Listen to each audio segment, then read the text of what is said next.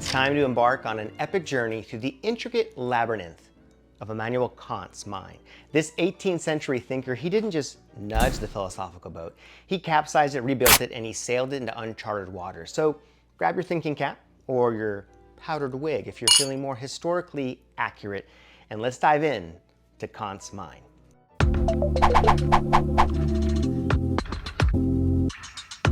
Imagine walking into a centuries-old debate between empiricists who believe all knowledge comes from experience and rationalists who think some knowledge is innate, and declaring, hey guys, you're both onto something, but you're also both missing the point. Let me redraw the entire map. And that's essentially what Kant did with his magnum opus, the Critique of Pure Reason. So here are the key concepts. First is Transcendental Idealism. This is Kant's philosophical mic drop. It's the foundation for his entire system. He's saying, listen up everyone. We can't know things as they really are in themselves, the noumena. We can only know them as they appear to us, the phenomena. It's like Kant's telling us that we're all wearing reality-tinted glasses that we never take off. But here's the kicker. These glasses aren't distorting reality. They're actually what allow us to experience reality in the first place. See, our minds actively structure our experiences rather than passively receiving information. It's not just that we can't see the world as it really is. It's that the very idea of a world as it really is, independent of any perspective, doesn't even make sense. The second piece to his thinking was the a priori knowledge. Kant argues that some knowledge does come before experience. The rationalists all say, yeah. It's like we're all born with a pre-installed app for understanding the world. And it isn't just about innate ideas, it's about the very structure of our minds that make experiences possible. For example, Kant argues that space and time aren't features of the world in itself. Rather, forms of our intuition. The way our minds necessarily structure all of our experiences. So try to imagine an object that doesn't exist in space or an event that doesn't occur in time. You can't, because that's just how our minds work. Next were the categories of understanding.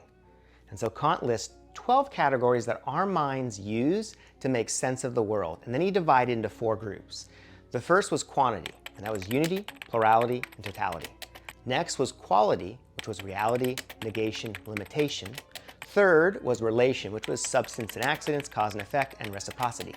And then fourth was modality, possibility, existence, necessity. And these aren't just abstract concepts, they're the fundamental ways our minds organize experiences. It's like saying our brain is the ultimate data processing system, automatically categorizing everything we perceive. And then we have synthetic a priori judgments. And this was kind of the ultimate philosophical mashup. Kant saying we can have knowledge that's both universal and necessary, like the rationalists claimed, and tell us something new about the world, like the empiricists insist. So here's his prime example, it was in mathematics, that 7 plus 5 equals 12. And it isn't just true by definition, that would be analytic, nor is it a mere generalization from experience, it's a necessary truth that tells us something about the world. And then last is the limits of reason. Here's where Kant gets really tricky. He argues that when we try to apply our categories of understanding beyond possible experiences, we end up in contradictions. For example, we can prove that the world had a beginning in time, and that it has existed eternally. Kant's solution? Recognizing that these contradictions arise because we're trying to apply concepts beyond their proper scope. And this work was revolutionary. It made David Hume awaken from his dogmatic slumbers. Talk about a philosophical alarm clock.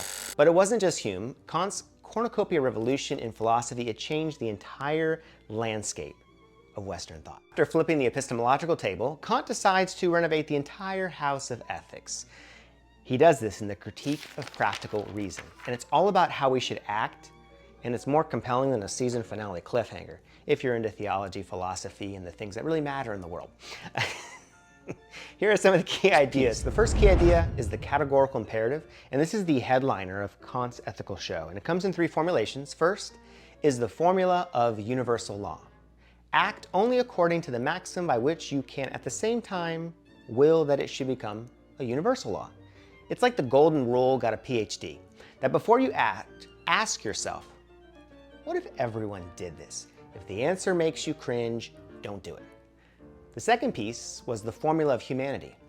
act in such a way that you always treat humanity, whether your own person or in the person of another, never simply as a means, but always, at the same time, as an end.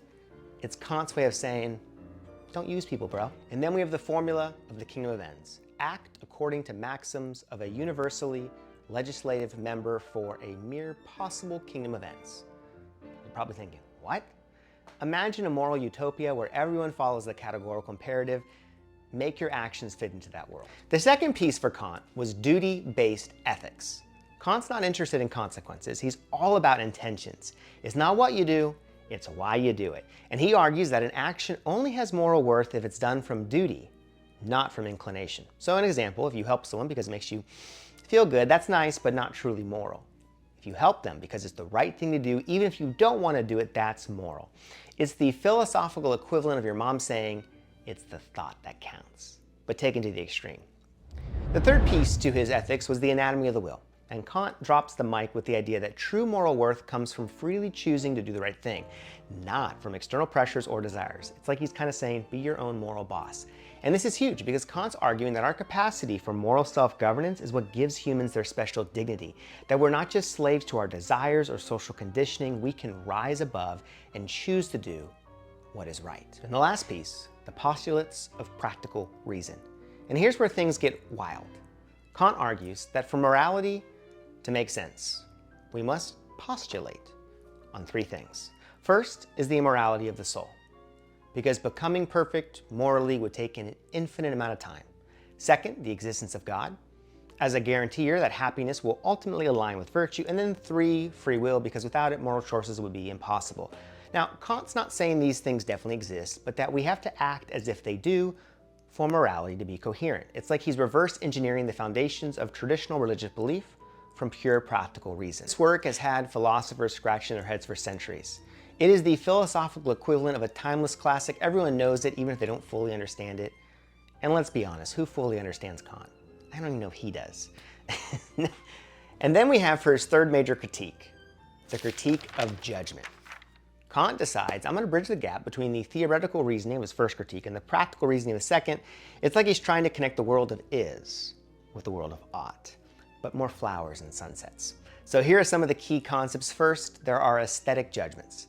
That Kant distinguishes four kinds of judgments. The first is the agreeable, which is purely subjective.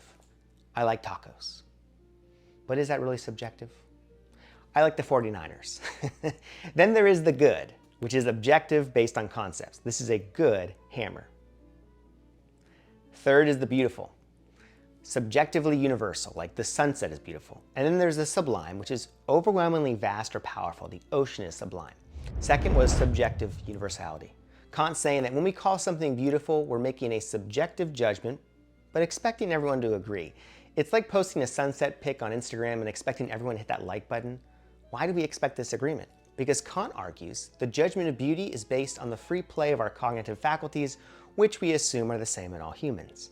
Three is disinterested pleasure. True aesthetic judgment, according to Kant, comes from appreciating something without any practical interest. It's like admiring a cake for its beauty without wanting to eat it. Good luck with that, Kant. This disinterestedness, you'll figure that out, is what distinguishes the beautiful from the merely agreeable. The sublime. Well, the beautiful is about form and limitation. The sublime is about formlessness and infinity. Kant distinguishes between the mathematical sublime, overwhelmingly vast like the stars in the sky, and the dynamical sublime, overwhelmingly powerful like a storm at sea.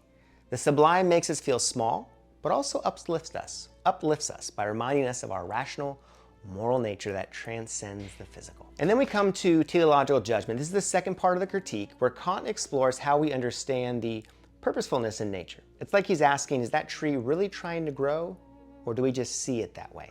He argues that we can't help but see nature as if it were designed, even if we can't prove it actually is. And this as-if teleology bridges the gap between the mechanical world of natural science and the purposeful world of human action. Now, this work might not have made a big splash as his first two critiques, but it's got a cult following among the critics, nature enthusiasts, and anyone who's ever stared at a painting and thought, what does it mean? Kant wasn't just a three-hit wonder, he had plenty of other philosophical treats up his frilly sleeves. First is the Perpetual Peace. This was Kant's political vision, imagining a world without war. He argues for a federation of free states, each with a republican constitution, bound by international law. It's like a philosophical blueprint for the United Nations, or the United States, minus the bureaucracy and all the parking violations. And then he had, what is enlightenment? This was Kant's rallying cry for independent thinking. Dare to know, he proclaims, like a philosophical Nike slogan. He argues that enlightenment is about having the courage to use your own understanding without guidance from others. Then we have religion within the bounds of bare reason. Kant tries to derive a rational core of religion based on moral principles.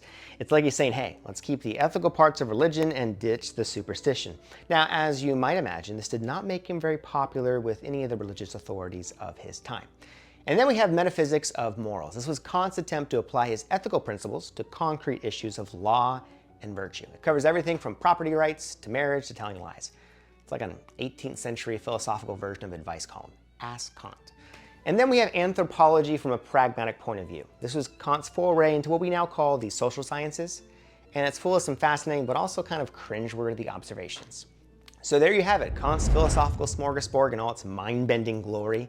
His ideas have been debated, critiqued, and built upon by philosophers for centuries. Some love him, some hate him, but everyone agrees Kant's philosophical revolution, it did change the game forever. And Kant's influence is hard to overstate. He synthesized rationalism and empiricism, revolutionized epistemology and metaphysics, provided a new foundation for ethics, and set the stage for much of the 19th and 20th century philosophy. Remember, as you're wrestling with these Kantian concepts, that understanding Kant is like trying to solve a Rubik's Cube blindfolded while riding a unicycle. It's tricky, but oh so rewarding when you get it. His prose is notoriously difficult, even native German speakers struggle with it, and his ideas are really complex. But don't let that discourage you.